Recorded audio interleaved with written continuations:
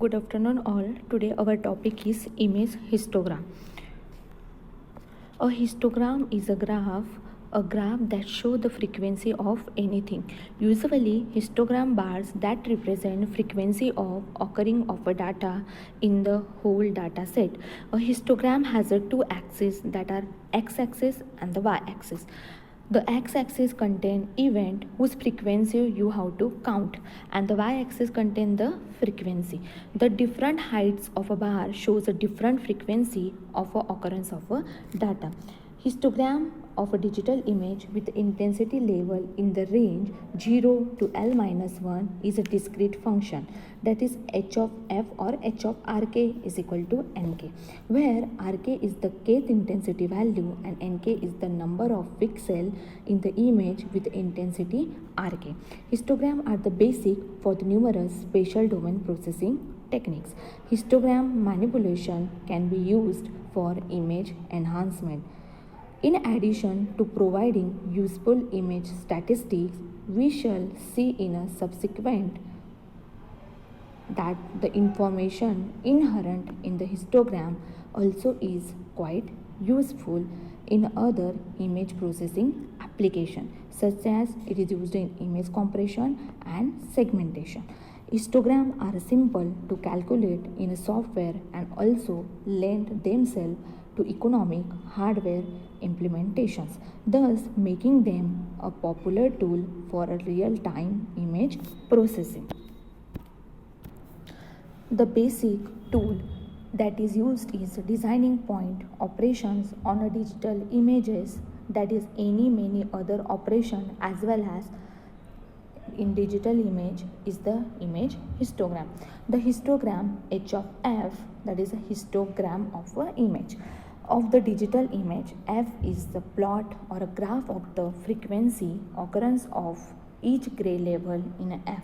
Hence h of f is a one-dimensional function with a domain 0 to k minus 1 or 0 to l minus 1.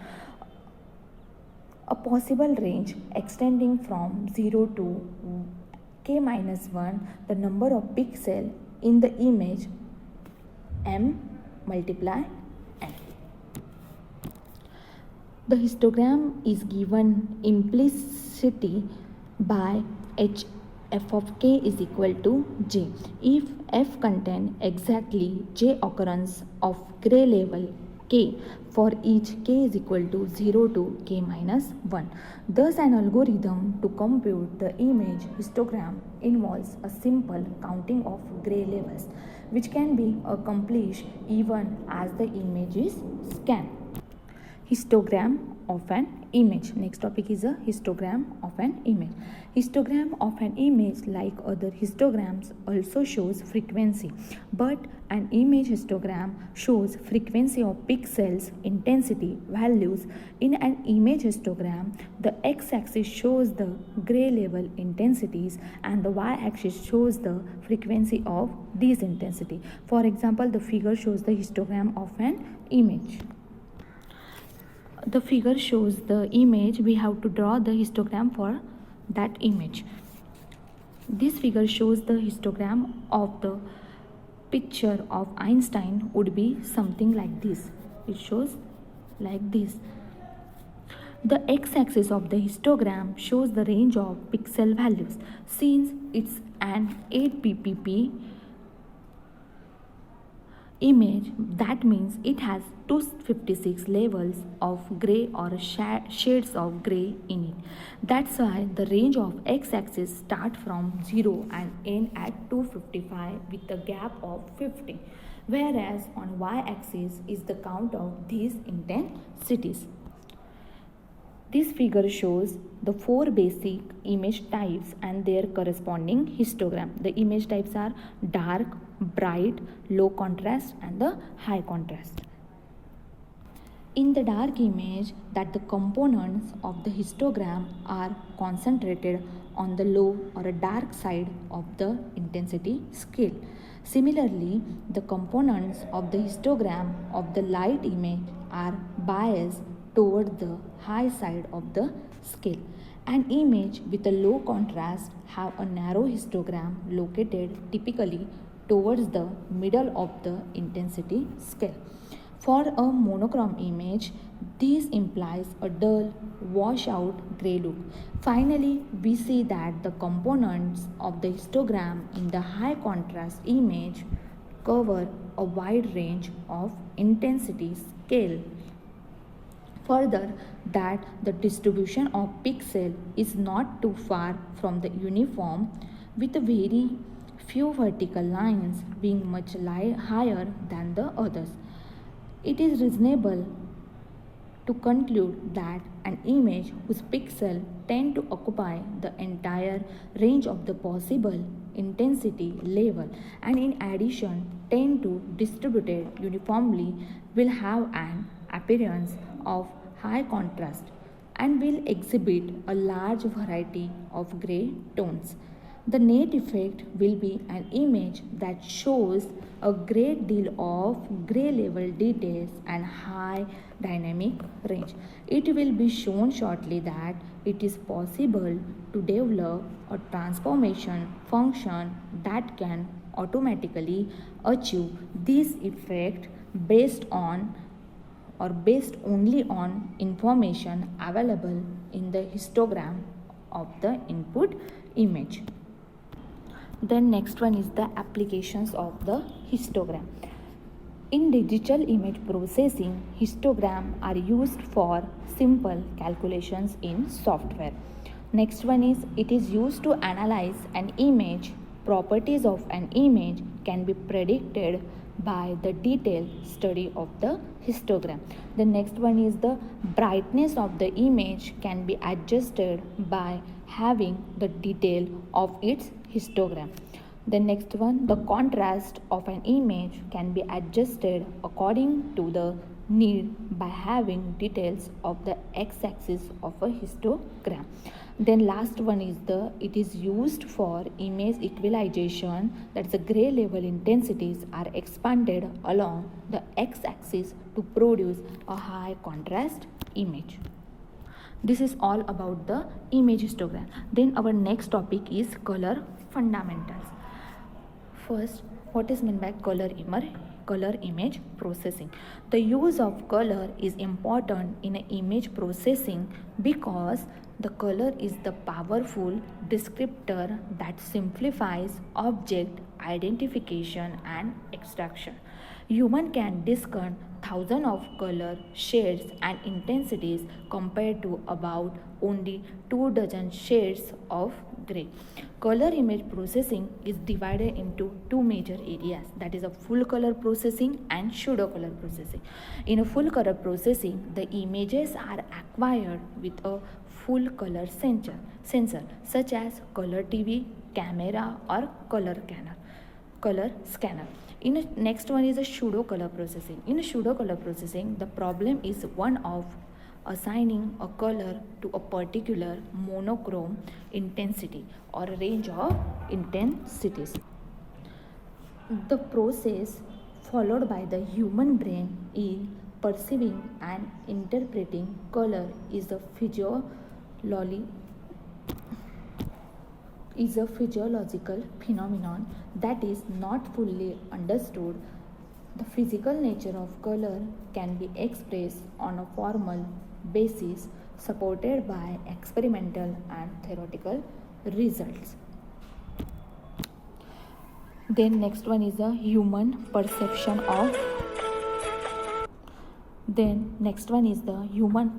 of the color. Our eyes retina contain the two receptors, that is a cones and rods. Cone is useful for a day vision that it can perceive a color tone, that is a red, green and blue cones. And next one is the rods. Rods are the night vision and it perceive brightness only. Then next one is a color sensation. Color sensation include luminance, that is also called as a brightness, and chrominance. And next one is hue and saturation. Hue is the color tone and saturation is a color purity. We study detail in next chapter or a next slide. Then next topic is color characteristics.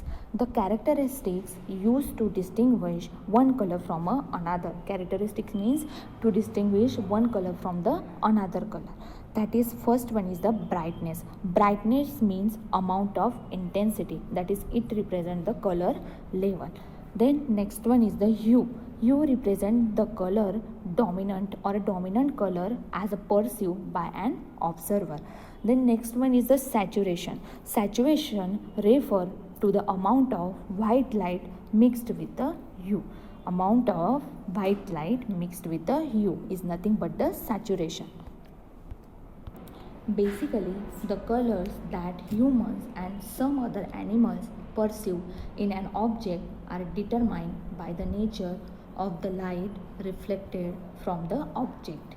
As shown in a next figure, that is, a visible light is composed of a relatively narrow band of frequencies in the electromagnetic spectrum. A body that reflects the light that is balanced in all visible wavelengths appear white to the observer. It appear white to the observer. The figure shows the color spectrum may be divided into 6 broad regions, that is a violet, blue, green, yellow, orange and red. When viewed in a full color, that is a no color in the spectrum ends abruptly, but rather each color blends smoothly into next. The figure shows visible light is composed of a relatively narrow band of a frequency in the electromagnetic spectrum. A body that reflects the light that is a balance in all visible wavelengths appears white to the observer. However, a body that favors a reflectance in a limited range of the visible spectrum exhibits the same or the sum shades of the color. For example, green objects reflect light with a wavelength primarily in the 500 to 570 nm range while absorbing most of the energy at other wavelengths. Characterization of a light is central to the science of a color. If the light is achromatic, that is a void of color, its only attribute is its intensity or a amount. Achromatic light is what viewers see on a black and white television set. The gray level refers to a scalar measure of intensity that ranges from black to grays and finally to white. Then the next figure shows the absorption of light by the red, green and blue cones in the human eye as a function of wavelength. Chromatic light spans the electromagnetic spectrum from approximately 400 to 700 nm. The three basic quantities are used to describe the quality of the chromatic light source, that are radiance, luminance and brightness. First one is the radiance. Radiance is the total amount of energy that flows from the light source and it is usually measured in watt. Then the next one is the luminance. Luminance are measured in a lumens, that is in LM. Gives a measure of amount of energy an observer perceives from a light sources. For example, the light emitted from the source operating in a far infrared region of the spectrum could have significant energy, that is a radiance, but an observer would hardly perceive it. Its luminance would be almost zero. Almost is zero. Then the final step is brightness, or the final quality is the brightness. Brightness is a subjective descriptor that is practically impossible to measure. It embodies the achromatic notion of intensity and is one of the key factors in describing the color sensation. The cones are the sensors in the eye responsible for the color vision. Detailed experiment evidence has established that the 6 to 7 million cones in the human eye can be divided into three principal sensing categories, correspondingly roughly to red, green, and blue. Approximately 65% of all cones are sensitive to red light, while 33% are sensitive to green light and only about 2% are sensitive to blue. But the blue cones are the most sensitive. Then the above figure shows the average experimental curves detailing the absorption of light by the red, green and blue cones in the eye. Due to these absorption characteristics of the human eye, color are seen as a variable combination of the so-called primary colors, that is a red, green and blue. The specific wavelength values to the three primary colors are, that is for blue is 435.8 nm, for a green color the wavelength is 546, that is a 546.1 nm, and for the red color the wavelength is 700 nm. The standard was set before the detailed experimental curve as shown in figure. Then we have to see the color fundamentals, that is the color are the seen as a variable combinations of primary colors of light, that are red, green and blue. The primary colors can be mixed to produce the secondary colors, that is a magenta, that is a red plus blue, that is a cyan, that is a green plus blue, and the yellow, that is a mixing of two colors, that is a red and green. The mixing of three primaries or a secondary with its opposite primary color produces the white color. When the mixing of three primaries, that is a red, green and blue, with the secondary मतलब opposite of a primary colors, or a secondary with opposite of a primary color, produces the white light. This figure shows the primary and the secondary colors of light. Differentiating between the primary colors of light and the primary colors of pigments is important. In the primary color is defined as one that subtract or absorb a primary color of a light and reflects or transmit the other one.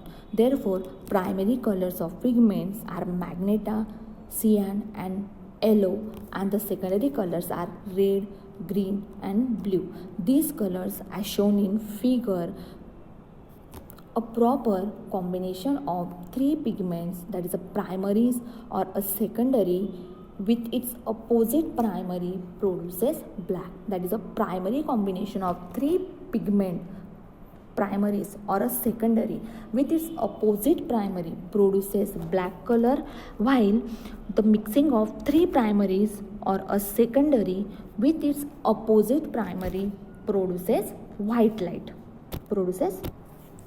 RGB colors are used for color TV, monitors and video cameras, while CMY colors are used for color printing. This figure shows the primary and secondary colors of pigment. Color television reception is an example of additive nature of light colors. The interior of CRT, that is a cathode ray tube, the color TV screen is a composed of a large array of a triangular dot pattern of electrosensitive phosphorus. When excited, each dot in a triad produces a light in one of the primary colors. The intensity of red emitting the phosphorus dots is modulated by an electron gun inside the tube. which generate the pulses corresponding to the red energy seen by the TV camera. The green and the blue phosphorus dots in each triad are modulated in the same manner. The effect view on the television receiver is that the three primary colors from each phosphorus triad are added together and received by the color sensitive cones in the eye as a full color image. The 30 successive image changes per second in all three colors complete the illusion of the continuous image display on the screen. CRT displays are being replaced by flat panel digital technologies such as LCD, that's a liquid crystal display, and plasma devices. Although they are fundamentally different from CRTs, these and similar technologies use the same principle in the sense that they all require three subpixels, that is red, green, and blue, to generate a single color pixel. LCD uses properties of polarized light to block or pass light through the LCD screen. And in the case of active matrix display technology, thin film transistors, that is a TFT, are used to provide the proper signal to address each pixel on the screen. Light filters are used to produce the three primary colors of the light at each pixel triad location. In plasma units, the pixels are tiny gas cells coated with the phosphorus to produce one of the three primary colors. Three primary colors are red, green, and blue. The individual cells are addressed in a manner to LCDs. These individual pixel triad coordinate addressing capability is the foundation of digital display. The characteristics generally used to distinguish one color from the another are brightness, hue, and saturation. As indicated earlier in this section, that the brightness embodies the achromatic notion of intensity, whereas hue is the attribute associated with the dominant wavelength in a mixture of light waves. Hue represents the dominant color as perceived by an observer. Thus, when we call an object red, orange, or yellow, we are referring to its hue. Then the next one is the saturation. Saturations refer to a relative purity or the amount of white light mixed with a hue.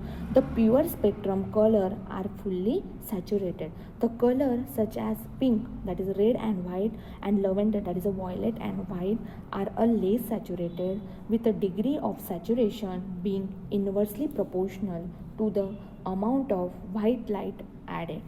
Hue and saturation taken together are called chromaticity.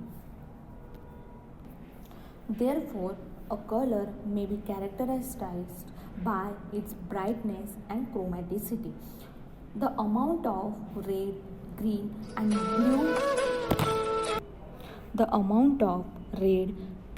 and blue needed to form any particular color are called the stimulus values and are denoted by X, Y, and Z respectively. The color is then specified by its trichromatic coefficients are defined as, that is, X is equal to X upon X plus Y plus Z. That is, capital X, Y, and Z are the stimulus value, and their coefficient, that is the trichromatic coefficients, are denoted by small x, small y, and small z. Then next one is trichromatic coefficients is y is equal to capital Y upon X plus Y plus Z, and the last one is small z is equal to capital Z upon X plus Y plus Z. It is noted from this equation that small x plus small y plus small z is equal to 1. If we add all three coefficients, that we get the value is 1. Then this figure shows the chromaticity diagram. The chromaticity diagram is useful for color mixing because a straight line segment joining any 2 points in the diagram defines all the different color variations that can be obtained by combining these two colors additively. Consider, for example, a straight line joining or a straight line drawn from the color red to green point as shown in figure. If there is a more red light than green light, the exact point representing the new color will be on the line segment, but it will be closer to the red point than to the green point. Similarly, a line drawn from a point of equal energy to the any point on the boundary of the chart will define all the shades of that particular spectrum. The position of various spectrum colors, that is from violet at 380 nm to the red at a 780 nm, are indicated around the boundary of the tongue-shaped chromaticity diagram. These are the pure color as shown in the spectrum. Any point not actually on the boundary but within the diagram represents some mixture of the spectrum color. The point of equal energy as shown in figure correspond to equal fractions of the three primary colors. It represents the CI standard for a white light. As any point located on the boundary of the chromaticity chart is fully saturated. As the point leaves the boundary and approaches the point of equal energy, more white light is added to the color and it becomes less saturated. The saturation at the point of equal energy is 0. Extension of this procedure to three colors is straightforward. To determine the range of colors that can be obtained from any three given colors in the chromaticity diagram, we simplify, draw connecting lines to each of these three color points. The result is a triangle, and any color on the boundary or inside the triangle can be produced by various combinations of three initial colors. A triangle with vertices at any three fixed colors cannot enclose the entire color region as shown in figure. These observations support graphically the remark made earlier that not all colors can be obtained with three single or fixed primaries.